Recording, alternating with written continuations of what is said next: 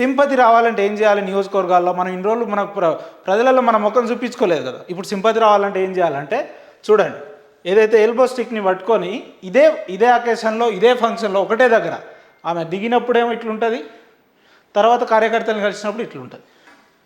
చూడండి ఝాన్సీ రెడ్డి గారి నిజస్వరూపం. ఒక పెళ్లి ఫంక్షన్లో అండి, ఇది రీసెంట్గా ఒక 5-6 రోజుల కింద జరిగింది. దాంట్లో పెళ్లి ఫంక్షన్లో ఎంట్రీ కాగానే ఓ మేడం వచ్చిందని వీళ్ళ గుత్తేదారులు అంతా సోప్ టాపులు చేస్తారు. చూడండి ఈమె దిగంగానే పాపం కాలుకు బాగా గాయం అవుతుంది. మళ్ళీ అక్కడ పెళ్లి కొడుకు పక్కన పోగానే ఆ కట్టె మాయం అవుతుంది. ఉనేమో ఇది ఎక్కడ పంచాయతీ ఉందో అర్థమవుతలేదు. చూడండి సేమ్ అదే దగ్గర ఏదో కార్యకర్తలతో మాట్లాడుతున్నట్టు ఒక కుర్చీలో కూర్చుంటుంది, ఫోజ్ ఇస్తాగో కట్టె కనిపించిందా, ఒక ఫోటో క్లిప్ వచ్చిందా, రైట్ పక్కన పెట్టేసారు. చూడండి ఇక్కడ కట్టెలేదు. అంటే మీరు సింపతి పొందాలంటే ఝాన్సీ రెడ్డి గారు వాళ్ళ కోడలు బర్త్డే అప్పుడు నిజంగా ఈమెకు నడవలేని పరిస్థితి ఉన్నప్పుడు, నిజంగా ఈమెకు ఇబ్బంది అయినప్పుడు ఎందుకు రావాలి, బయటికి ఎందుకు రావాలి, వచ్చింది. చూడండి వీళ్ళ కోడలు బర్త్డే అప్పుడు ఉందా ఈ ఫోటో? ఎప్పుడు జరిగింది ఈ బర్త్డే? రీసెంట్గా ఒక 5-6 రోజుల కింద నూతన సంవత్సరం సందర్భంగా మంత్రులను ఎమ్మెల్యేలను కలిసినప్పుడు లేని కట్టే నియోజకవర్గాల్లో రాగానే వస్తుంది. మరి అది ఎట్లా విచిత్రమో అది ఎవరికి అర్థమవుతలేదు. మంత్రులను కలుస్తుంది చూడండి, కార్యకర్తలు చూడండి ఎట్లా సంకన వేసుకుందో. అంటే చూడండి రేవంత్ రెడ్డి గారిని కలిసినప్పుడేమో కట్టె ఉండదు, ఎందుకంటే అప్పుడు బాగా స్టిఫ్గా హెల్దీగా ఉంటుంది. అదే నియోజకవర్గాల ప్రజల దగ్గరికి పోయినప్పుడేమో ఎల్బో స్టిక్ వేసుకొని తిరగాలి. ఇది మనం చేసే రాజకీయం. ఈ రాజకీయాన్ని ఏమంటారు? ఇప్పుడు ఝాన్సీ రెడ్డి గారు అందరినీ విచిత్రంలో నెట్టేసింది. అమెరికాకి వెళ్ళి ఝాన్సీ రెడ్డి గారు రియల్టర్గానే సక్సెస్ అయ్యారు అనుకున్నా, పెద్ద యాక్టర్గా కూడా సక్సెస్ అయ్యారు అని చెప్పి ఇదంతా చూస్తుంటేనే తెలుస్తుంది. ఒక్క నిమిషం మీకు ఇంకొక విచిత్రం చూపిస్తా. ఝాన్సీ రెడ్డి అనే వ్యక్తి ఎంత దుర్మార్గానికి పాల్పడుతుందో స్వయంగా మీకు చూపిస్తా. ఏంది ఈమె నటనకున్న స్పెషాలిటీ ఏందో, ఈమె కథ ఏందో మీరు డైరెక్ట్గా చూడండి. అది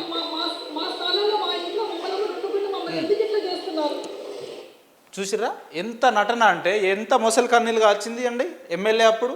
నిజంగా ఎవరికన్నా వీళ్ళ గురించి తెలియని వాళ్ళు ఉంటే అయ్యో పాపం ఝాన్సమ్మరా అని చెప్పి ఈమె నమ్మి అప్పుడు ఓట్లేసారు. ఎంత దుర్మార్గం అండి ఇది. ఎలక్షన్స్ కోడ్ని, ఎన్నికల నిబంధనల్ని వీళ్ళు అతిక్రమించి ఉల్లంఘించి నియోజకవర్గాల్లో ఉంటున్నారు. ఈమె అమెరికా పౌరసత్వం ఉన్న వ్యక్తి, స్థానికేతరులు అయిన వ్యక్తి ఈమె ఇక్కడ ఉండొద్దని ఎలక్షన్స్ వాళ్ళు ఇక్కడ వీళ్ళిద్దరికి నోటీస్ ఇస్తే ఆడోళ్ళ మమ్మల్ని చూడకుండా మమ్మల్ని ఇట్లా చేస్తాడా దయాకర్ రావు అని చెప్పి ఆ నెపంతో అప్పుడు గెలిచే ప్రయత్నం చేసి, అసలు దయాకర్ రావుకి మీకు వచ్చిన నోటీస్కి ఏం సంబంధం అండి? మరి అట్లా అనుకుంటే అదే ఎమ్మెల్యే ఎలక్షన్స్ అప్పుడు రేవంత్ రెడ్డి గారు కామారెడ్డిలో పోటీ చేసినప్పుడు వాళ్ళ బ్రదర్ కొండలరెడ్డి కూడా నోటీస్ వచ్చినాయి కదా. స్థానిక ఓటర్ కాని వ్యక్తులు ఆయా నియోజకవర్గాల్లో ఉండొద్దు అనేది ఎన్నికల నిబంధనలు, మీరు వాటిని అతిక్రమించిర్రు. ఇది నియోజకవర్గ ప్రజలకు అందరికీ తెలుసు. అరే తెలిసి కూడా దయాకర్ రావు పంపించిండు, రాత్రి అనక పగలనక నోటీసు పంపిస్తాడా? దయాకర్ రావుకు సంబంధం కాదు. ఆనాడు మీరు యాక్టింగ్ చేసి ప్రజల దగ్గర ఓట్లు తీసుకోగలిగిర్రు. ఈరోజు సంవత్సరంన్నర కాలంలో మీ నిజ స్వరూపాలు బయటపడ్డాయి ఝాన్సీ రెడ్డి గారు.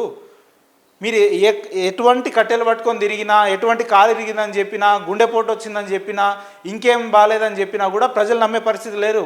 ఝాన్సీ రెడ్డి గారికి నేను ఒక్కటి చెప్తున్నా, మళ్ళీ ఇప్పుడు మీకు దమ్ముంటే ఝాన్సీ రెడ్డి గారు నేను మళ్ళీ చెప్తున్నా, నియోజకవర్గాలు ఒక్క సర్పంచ్ అభ్యర్థుల్ని గెలిపించుకోండి, మీరు ఒక్క ఎంపీటీసీని గెలిపియండి, ఒక జెడ్పీటీసీని గెలిపియండి. మీరు ఇచ్చిన నియోజకవర్గ హామీలన్నీ గాలికి వదిలేసి మీ వ్యక్తిగత స్వార్థాల కోసం నియోజకవర్గ ప్రజల్ని పీడిస్తూ వాళ్ళని ఇబ్బంది పెడుతూ మీ అధికారం పెత్తనం చెలాయిస్తున్నారు. ఏం ముఖం పెట్టుకొని ఊర్లలోకి వెళ్తారండి? ఎంత డ్రామాలు చేస్తారు వీళ్ళంటే. ఇంకొక వీడియో మీకు చూపిస్తా. వాళ్ళ కోడలి బర్త్డే నాడు ఒక్క నిమిషం ఇది చూడండి మీరు.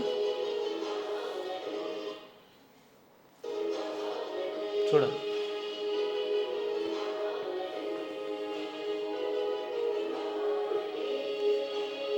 చూసిర్రా ప్రజలు. విషయం ఏంటంటే అది చూడండి, ఇదే ఝాన్సీ రెడ్డి గారు వాళ్ళ కోడలు బర్త్డే కేక్ కట్ చేయడానికి వెళ్తున్నప్పుడేమో కట్టెపట్టుకొని వెళ్తుంది. అదే ఒక 5 మినిట్స్ తర్వాత డీజే డాన్స్ చేసుకొని అక్కడ ఎగురుతారు. చూడండి విజువల్స్ చూడండి. ఇది నియోజకవర్గాల్లో జరుగుతున్న డ్రామా, ఇది నియోజకవర్గాల్లో జరుగుతున్న యాక్షను, ఇది అంతా కూడా ప్లాన్ ఆఫ్ యాక్షన్ అన్నట్టు. దెబ్బ తగిలింది 5 నెలల కింద. ఆమెకు వాస్తవంగా ఫిజికల్గా ఆమెకు కావాల్సిన రెస్ట్ ఎంత? 2 నెలలు అయిపోయింది. అరే జనవరి 1వ తారీఖు మంత్రులను కలుస్తున్నప్పుడు లేని కట్టెలు ఫిబ్రవరి నాడు కట్టెపట్టుకొని నియోజకవర్గాల్లో తిరగడం అయింది. ఎవరి సింపతి గెయిన్ చేయడానికి మీరు ఈ రకమైన రాజకీయాన్ని పూనుకున్నారు? చూడండి, ఝాన్సీ రెడ్డి గారే మహానటిరా నాయన అంటే, ఇక వీళ్ళ కోడల విషయానికి వస్తే ఈమె నటికే మించిన నటి. ఏమంటది ఒక్క నిమిషం మీరు అందరు వినాలి ఈ ఒక్క మాట. మాట్లాడుతున్నా, మరి ఏమైందండి?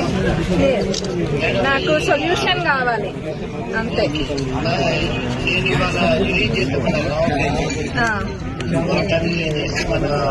విచిత్రం ఏంటంటే, నియోజకవర్గాలలో పొలాలకు నీళ్లు రాక కాలువలను ఎండిపోతున్నాయి, వాగంతా ఎండిపోతుందిరా నాయన అని నియోజకవర్గ ప్రజలు నెత్తినోరు లబోదిబో అని మొత్తుకుంటుంటే, ఈమె పోకముందు ఏదో కాలువ దగ్గరికి యశస్విని రెడ్డి గారు పోతారట.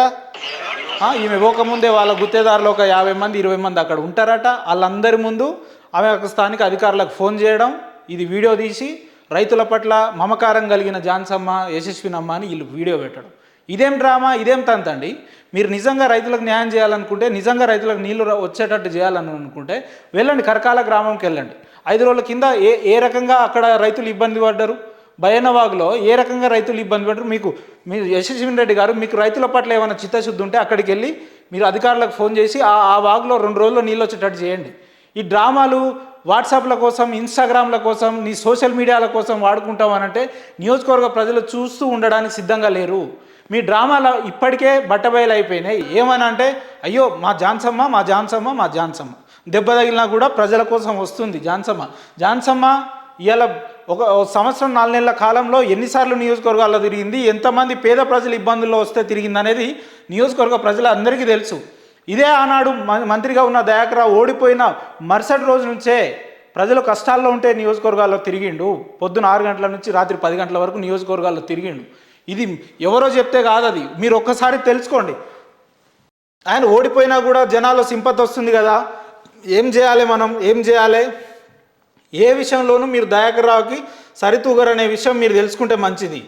అదే ఫంక్షన్లో, అదే అకేషన్లో 2 నిమిషాల ముందు కట్టే ఉంటుంది మా పెద్దమ్మ ఝాన్సమ్మ గారికి. 5 నిమిషాల తర్వాత చూస్తే కట్టెలేదేం లేదు. అంత స్టాండర్డ్గా స్టిఫ్గా ఉన్న తర్వాత మీరు ఈ డ్రామా ఆడాల్సిన అవసరం ఏముంది?